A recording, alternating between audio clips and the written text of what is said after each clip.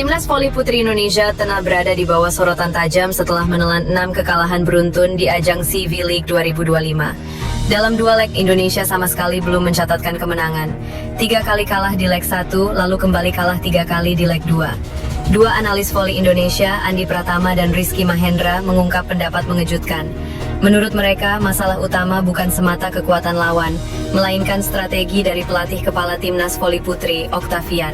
Seperti apakah beritanya? Inilah ulasannya.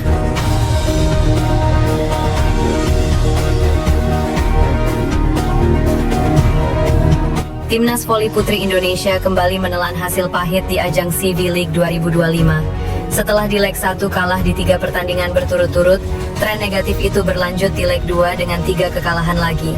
Total 6 laga tanpa kemenangan membuat publik bertanya-tanya, apa yang sebenarnya terjadi?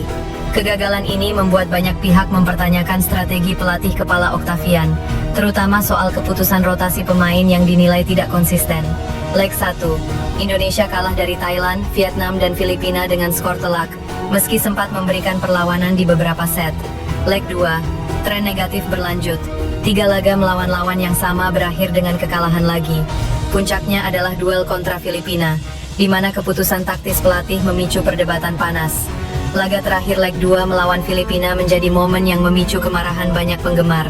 Megawati Hangestri, oposit legendaris Indonesia dan salah satu top scorer Asia, tidak dimainkan sejak awal pertandingan. Pelatih Octavian baru memasukkannya di akhir set terakhir. Publik menilai keputusan ini membuat kekuatan serangan Indonesia timpang sejak awal. Dua analis voli nasional, Andi Pratama dan Rizky Mahendra, menyuarakan pendapat yang cukup keras.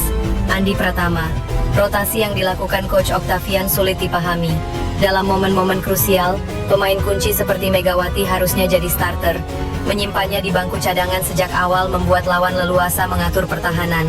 Rizky Mahendra, ini seperti memulai pertandingan tanpa peluru utama.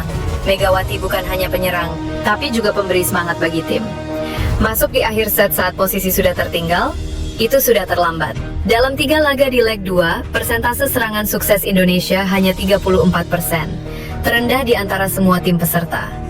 Ketika Megawati masuk di set keempat melawan Filipina, angka itu melonjak menjadi 47%, meski akhirnya tidak cukup untuk membalikan keadaan. Di media sosial, banyak penggemar mengekspresikan kekecewaannya. Tagar mainkan Mega bahkan sempat trending di X, Twitter wilayah Indonesia beberapa jam setelah laga kontra Filipina berakhir. Beberapa komentator asing yang mengikuti CV League juga mengungkapkan rasa heran. Seorang komentator asal Filipina menulis, "Strange to see Megawati on the bench for so long. She's a game changer." Meski kritik berdatangan, sejumlah pihak ada yang menyatakan dukungan kepada Octavian. Mereka percaya strategi pelatih masih dalam tahap eksperimen demi persiapan event yang lebih besar. Namun, dua analis tersebut menegaskan bahwa CV League seharusnya tetap dijadikan ajang pembuktian, bukan sekadar uji coba formasi. Andi, kalau mau eksperimen, jangan korbankan mental bertanding tim. Kalah terus-terusan akan menurunkan kepercayaan diri pemain. Rizky, Indonesia punya talenta hebat. Tinggal bagaimana pelatih memanfaatkan mereka secara maksimal di saat yang tepat. 6 kekalahan beruntun jelas menjadi alarm bagi Timnas voli putri. Pertanyaannya, apakah pelatih Octavian akan mengubah strateginya di leg berikutnya dan mengembalikan Megawati sebagai starter utama? Atau keputusan kontroversial ini akan kembali terulang? Yang pasti, mata publik kini tertuju pada kursi pelatih, dan suara-suara kritis semakin keras terdengar. Di sisi lain, waktu di Korea, atlet voli putri Indonesia, Megawati Hangestri Pertiwi, sebelumnya tak terlalu dikenal masyarakat Indonesia. Namun, namanya langsung melambung setelah membela tim asal Korea Selatan, Red Sparks. Wanita kelahiran Kabupaten Jember 25 tahun silam itu kini sangat dielu-elukan berkat prestasinya membela Red Sparks. Salah satu prestasinya, Megawati mampu mengemas 559 poin dari semua laga yang ia ikuti di Liga Korea. Megawati tak menyangka dirinya bisa tampil baik. Pasalnya, ia sendiri sempat ragu bahkan berpikir untuk menyerah. Dari awal ke Korea, nggak tahu kan latihan di sana bagaimana. Ternyata lumayan berat, capek, sampai nangis, sempat nangis. Di awal, Mega sempat ingin pulang saja karena mungkin first time saya main di Asia. Dulu pernah di Asia Tenggara, tapi bukan Asia. cerita Mega dalam konferensi pers Hotel Mulia, Senayan, Jumat 19 Maret 2024. Di saat berpikir ingin menyerah, Megawati justru teringat pesan sang ibu. Dari situ, Megawati mulai bekerja keras hingga mendapatkan kepercayaan dari sang pelatih Ko Hee-jin. Kepercayaan itu pun mampu dibalas Megawati dengan torehan prestasi baik individu maupun tim. Tapi akhirnya Mega ingat keluarga, Mama di rumah sudah doain jauh-jauh, sudah mengorbankan dengan mengizinkan saya berangkat ke Korea. Kalau saya pulang tidak bawa apa-apapun kan rasanya bagaimana? Jadi saya ingin membanggakan dan ingin berusaha, kata Mega. Jadi apa omongan coach diikuti meskipun capek banget, tapi saya tidak mau menyerah karena saya tahu itu sebuah proses. Kan kita tidak tahu hasilnya, tapi harus lewati prosesnya untuk bisa mendapat kesuksesan. Lanjutnya, perbedaan budaya hingga makanan di Korea Selatan membuat Megawati terkadang rindu berada di Indonesia. Untung saja, pelatih Ko Hee-jin dan para pemain Red Sparks sangat perhatian dengan Megawati. Di sela-sela pertandingan, mereka pun menyempatkan diri menemani Megawati makan di restoran Indonesia. Tak hanya makan bersama, Ko Hee-jin dan Lee So-young dari Kalakanta juga kerap foto bersama Megawati di restoran tersebut.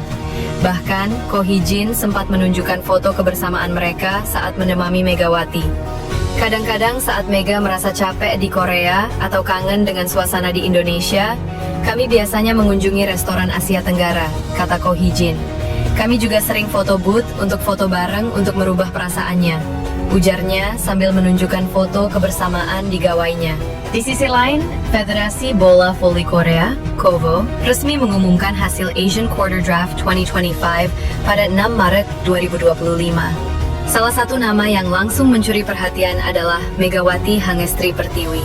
Status Megawati Hangestri untuk musim depan masih menjadi tanda tanya besar, mengingat ia adalah pemain kuota Asia tersukses dalam 2 musim terakhir V-League atau Liga Voli Korea. Megawati Hangestri atau yang dikenal sebagai Mega, juga yang menjuluki Megatron, menjadi bintang utama Jongkwanjang Red Sparks dengan performa luar biasa sepanjang musim 2023-2024. Mega menorehkan 736 poin dan menempati peringkat pertama dalam perolehan skor tim, serta ketujuh di keseluruhan Liga musim 2023-2024. Tak hanya itu, ia juga mencatat rasio keberhasilan serangan sebesar 43,95% yang menempatkannya di posisi keempat dalam Liga. Memasuki musim 2024-2025, Mega semakin bersinar.